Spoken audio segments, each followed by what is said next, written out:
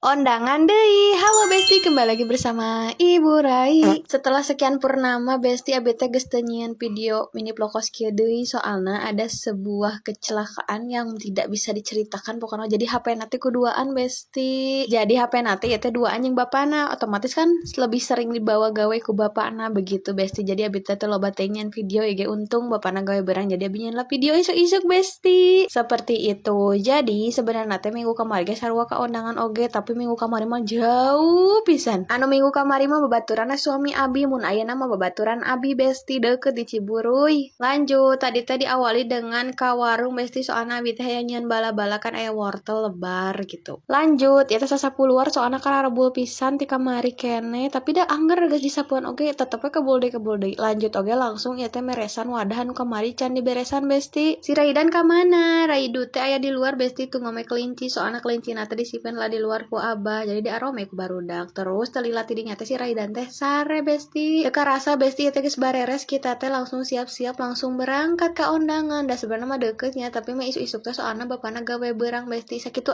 bye-bye.